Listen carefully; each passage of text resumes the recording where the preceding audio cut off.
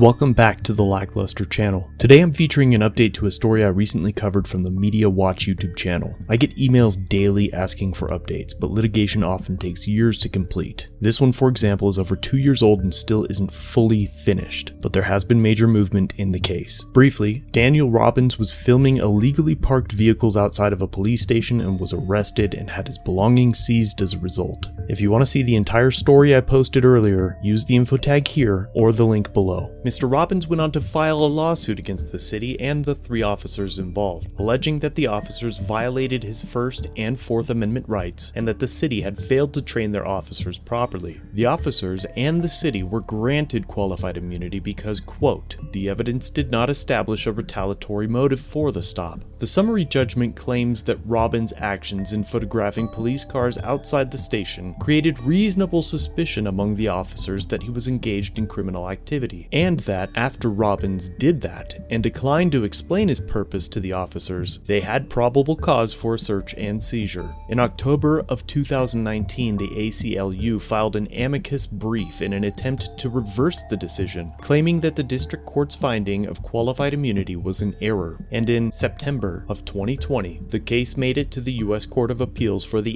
8th Circuit, where the defense team again claimed that the officers had reasonable suspicion to detain, frisk, and seize his camera, claiming that it wasn't normal to take pictures of license plates. The judge responded with the following. California takes pictures of cars to see if they're get their license plates so they can ticket them by mail.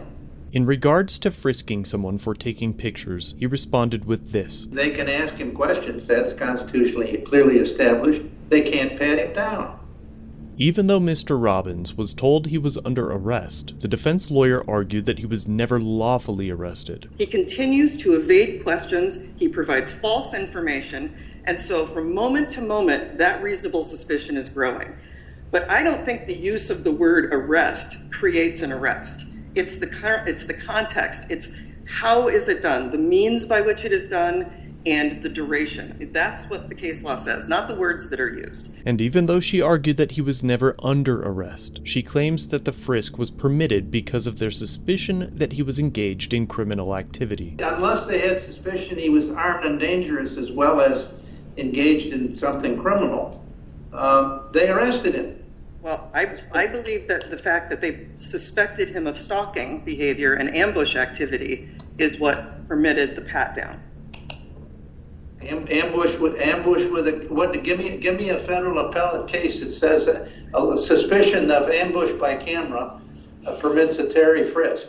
The 8th Circuit affirmed the summary judgment in part, holding that the officers are entitled to qualified immunity for the Terry stop because they had arguable, reasonable suspicion. They also ruled that there was no cognizable Monell claim. A Monell claim is against the government entity that employed the individuals who committed the alleged civil rights violations. This ruling basically let the city off the hook. However, the 8th Circuit reversed the district court's grant of qualified immunity on Mr. Robbins' case of false arrest, explaining that a reasonable officer would not have believed that he had probable cause to arrest Mr. Robbins for loitering because there's no evidence that he was blocking the sidewalk or disrupting the activity of the police station. Finally, they ruled that the duration of the seizure of Mr. Robbins' camera was unreasonable and that the officers violated Mr. Robbins' clearly established right to be free of unreasonable seizures of his property and are not entitled to qualified immunity. The next step may be to request that the affirmation of their First Amendment and Monell claims be reviewed en banc. When the 8th Circuit reviewed the case, it was done by 3 judges. En banc is when a case is heard before all judges of the court, rather than by one judge or a panel of judges selected from them. And if that happens, I'll be sure to let you know. In the meantime, for future updates on the case, be sure to head over to Media Watch's channel and let them know I sent you. Thank you for watching. If you have something you'd like me to review, email it to me, submit it on my website or through Facebook Messenger. All links are down below. That concludes our video for today. Please subscribe